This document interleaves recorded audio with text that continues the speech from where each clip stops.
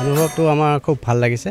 বৰ্তমান অৱস্থাত আমি দেখিছোঁ যে যেতিয়া আমাৰ পিতৃ মাতৃসকল বৃদ্ধ হৈ আহে তেতিয়া কি কৰে মানে তেওঁলোক আলপৈচান ধৰাবৰ কাৰণে আমাৰ মানুহবিলাকে কি কৰে বৃদ্ধাশ্ৰমত থৈ যায়।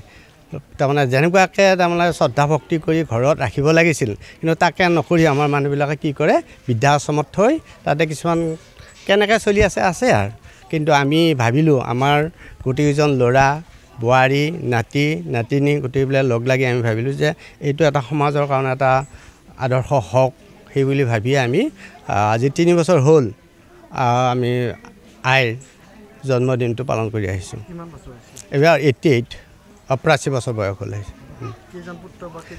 আমাৰ আমি ভাই ককাই হ'লোঁ 7জন, ছোৱালী 2জনী, তাৰপিছত আকৌ বোৱাৰী হিচাপে আছে, তাৰপিছত নাতি নাতিনীও গোটেই আমাৰ দুজনকৈ আছে। গোটেইকেইজনে শিক্ষিত হৈ আছে। আমি গোটেইকেইটাই নিৰ্ভৰশীল হিচাপে চলি পেলাই আমি গোটেই চলি খাই আছোঁ। একেলগে যদিও থকা নাই বেলেগে বেলেগে কিন্তু মিলাপ্ৰীতিটো আমি বৰ সুন্দৰকৈ আমি গোটেই 7জনে আমি ধুনীয়াকৈ চলি আছোঁ। অনুভৱটো আমাৰ মানে কি ক'ম এইটো বহুত ভাল লাগিছে।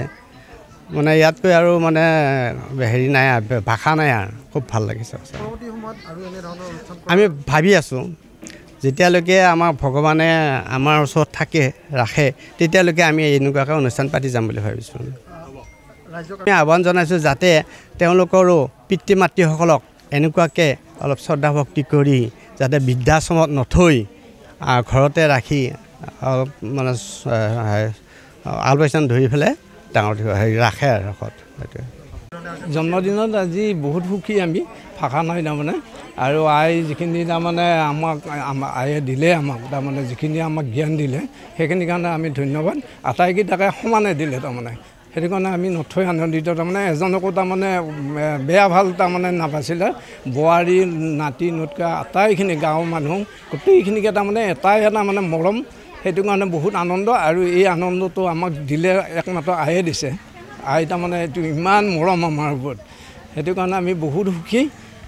ইয়াকে ক'লোঁ জন্মদিন নাছিলে আমিও ভবা নাছিলোঁ কিন্তু এতিয়া তাৰমানে নালাগে কৈ কিন্তু আমি তাৰমানে কি আৰু দিম মাকটো আমাৰ দিবা একো নাই। গতিকে আমি এইখিনিকে তাৰমানে শুশ্ৰূষা কৰোঁ।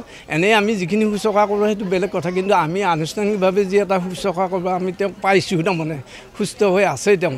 সেইটো কাৰণে আমি বহুত ধন্যবাদ।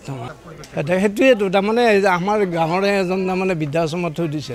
তাৰপিছত মই প্ৰতিবাদ কৰিছোঁ বোলে বৃদ্ধাশ্ৰমত কিয় থৈছা ইমিডিয়েট আনা এনেকুৱা কথা কৈছোঁ। তাৰমানে মোৰ তাৰমানে মনত তাৰমানে মোৰ মাক যাতে তাতে থৈছে এনেকুৱা হেনে লাগিছে তাৰমানে।